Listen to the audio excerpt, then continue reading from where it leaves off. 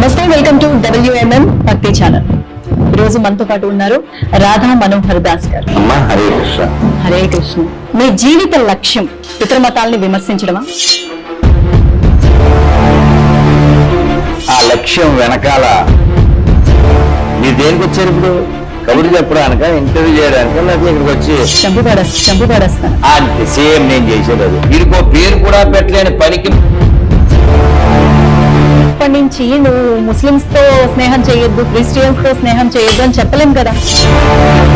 విమర్శిస్తున్నారు, వాళ్ళకి సమాధానం చెప్పడం అనేది చెప్పాలి.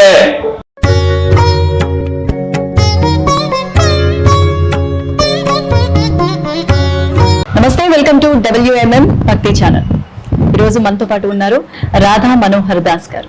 మరి ఆయన్ని అడిగి చాలా సందేహాలకి ఒక సొల్యూషన్ వెతికే ప్రయత్నం చేద్దాము. నమస్తే గురూజీ. అమ్మా హరే కృష్ణ. హరే కృష్ణ. గురూజీ, మిమ్మల్ని ఈ రోజు కలుసుకోవడం, మీ ఇంటర్వ్యూ తీసుకోవడం సో హ్యాపీ. అమ్మా, అయితే మొదటిగా నేను అడగాలనుకుంటుంది ఏంటంటే, మీ గురించి తెలియంది కాదు అందరికి, మీ జీవిత లక్ష్యం ఏంటంటారు? చాలా మంచి ప్రశ్న. రామచంద్రమూర్తి యొక్క సన్నిధిలో ఉన్నాం.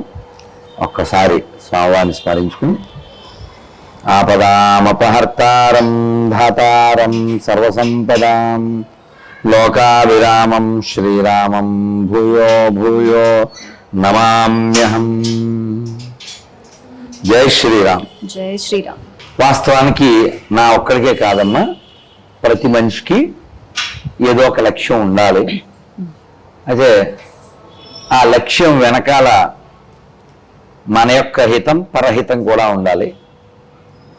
జనహితం, మన స్వహితం రెండు ఉండాలి. నా యొక్క లక్ష్యంలో దేశహితం, లోకహితం, పరహితం ఇవన్నీ ఉన్నాయి. లోకం అనిత్యమని భగవద్గీత చెప్తుంది. అనిత్యం లోకం అసుఖం. ఇక్కడ సుఖం లేదు, అనిత్యం అంటే టెంపరీ. ఇలాంటి లోకంలోకి మనం వచ్చింది మళ్ళీ వెళ్ళిపోవడానికే కాకుండా ఒక లక్ష్యాన్ని పూర్తి చేయడానికి. ఆ లక్ష్యం ఏమిటంటే, మన శాస్త్ర ప్రకారంగా జీవన్ కా ఆదర్శ పరమేశ్వర్ కా ధామ్. పుట్టిన ప్రతివాడు మరణిస్తాడు. కాబట్టి మరణం అనేది శరీరానికే తప్ప ఆత్మకు కాదు. కాబట్టి మోక్షం పొందాలి, అది లక్ష్యం కావాలి. ఆ లక్ష్యంతో నేను జీవిస్తున్నాను, ఇతరులు కూడా అలా జీవించేలా చేయడానికి ప్రయత్నిస్తున్నాను.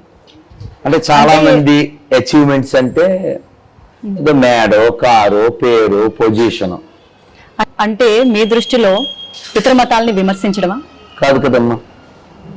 ఎవరైతే విమర్శిస్తున్నారో వాళ్ళకి సమాధానం చెప్పడం అనేది అది వాళ్ళు వచ్చినప్పుడు మనం రిప్లై ఇవ్వడం తప్ప, మోక్షం అనేది చాలా అతీతమైంది. మీరు చెప్పినట్లు అలా చాలా చిన్నది కాదు. అంటే మీరు మాటలు హిందూ ధర్మాన్ని ఎంత ఇదిగా అయితే వడివడిగా ముందుకు తీసుకువెళ్తున్నారో, కానీ కొంతమంది ప్రజల సందేహాల్ని నేను నా మాటగా అడుగుతున్నాను. అంటే మత విద్వేషాలు రెచ్చగొడుతున్నారు, మతాల మధ్య చిచ్చు పెడుతున్నారని చెప్పేసి చాలా మంది అంటున్నారు. దీనికి మీరిచ్చే సమాధానం? ఎవరినైనా ఒక్కరిని అది నిరూపించమని చెప్పండి. అంటే మతాల్ని ఒక జంతువులతో పోల్చడం చిచ్చి, అలా వాళ్ళు పోల్చుకుంటే మనం చెప్తున్నాం. పోనీ మీకు ఆ సందేహం తీర్చుతాను. అంటే బైబిల్లో మీరు ఇచ్చే సమాధానం కూడా అదే అవుతుంది. నేను చెప్పట్లే కదా. ఇప్పుడు మీరెవరు అని అడిగితే మీ ఆక్యుపేషన్ ఏంటి? మీ ఆక్యుపేషన్ అమ్మా, హూ ఆర్ యూ అని అడిగితే మీరు ఏం చెప్తారు? హ్యూమన్. ఇప్పుడు మీ ఆక్యుపేషన్ అమ్మా, మీ వృత్తి, ప్రొఫెషన్ జర్నలిజం. అంతే. మీ పేరు మర్చిపోయాను నేను. పూజారి గారితో మాట్లాడుతూ మొన్న ఒక యాంకర్ ఒక ఆవిడ వచ్చిందండి అన్నాను. దోషమా? కాదుగా. హరే కృష్ణ. రాములు గారు బాగున్నారా? సార్ బాగున్నారా? సార్ బాగున్నా. మీరు నాన్న బాగున్నా? అవును నాన్న, మౌనం కదా, మౌనం. నాన్న చెప్పన్నా. ఏంటన్నా మీ పని ఉందా? ఓకే, మీ అదృష్టం. ఇంక వాడికి ఛాన్స్ లేదు. ఓకే గురూజీ, అవన్నీ పక్కన పెట్టేద్దాం. అంటే నార్మల్ గా హిందూ మతాన్ని, హిందూ ధర్మాన్ని కాపాడాలని, సనాతన ధర్మాన్ని ముందుకు తీసుకువెళ్ళాలని విశ్వ ప్రయత్నం చేస్తున్నారు మీరు. ఒక ఇస్కాన్ టెంపుల్లో ఒక డివోటీగా, ఆ స్వామివారి సేవలో ఒక వారధిగా ముందుకు సాగుతున్నారు. కానీ దాని ప్రత్యామ్నాయం అంటే దాని కంక్లూజన్ వచ్చేసరికి మతాన్ని రెచ్చగొట్టే వ్యాఖ్యలు చేస్తున్నారని చెప్పేసి మీ మీద చాలా ఎలిగేషన్స్ ఉన్నాయి. అర్థం కావట్లేదమ్మా. అంటే బైబిల్లో గొర్రెలు అన్నారు, యూట్యూబ్ లో ఎవరో పాడారు అనేది పక్కన పెట్టేస్తే ఎలా ఎందుకు పక్కన ఎవరో పెడతారు? అన్నారని మనం కాదు, ఎవడో అనడం అసలు అనేది బుద్ధి ఉందా? అసలు పక్కన పెట్టడానికి మీరు ఎప్పుడు ఇంటర్వ్యూ పక్కన పెడతాం, మేము సినిమాకి వెళ్తాం. ఆలోచించండి కదా, మీరు దేనికి వచ్చారు ఇప్పుడు? కబుర్లు చెప్పడానిక, ఇంటర్వ్యూ చేయడానిక, లేకపోతే ఇక్కడికి వచ్చి గుళ్ళో భజన చేయడానిక? మీ purpose of visiting this place is take interview from మీ కదా, అవును కదా? అలా వాళ్ళని వాళ్ళు క్లెయిమ్ చేసుకున్నారు గొర్రెలు అని. నేను చెప్పలేదు కదా.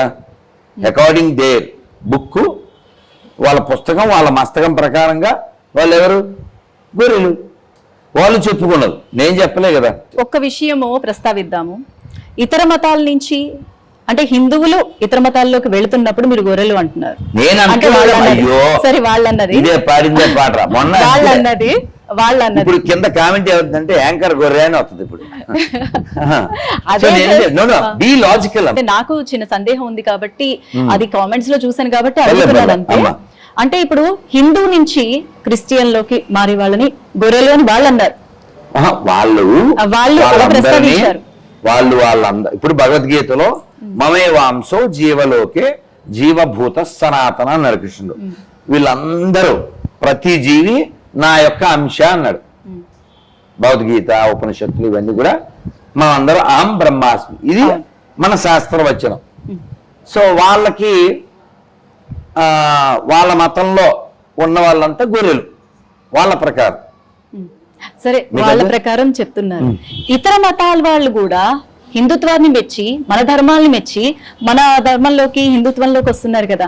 మరి వాళ్ళని ఏ జంతువులతో పోలుస్తారు? అంటే వాళ్ళకో న్యాయం, మనకో న్యాయం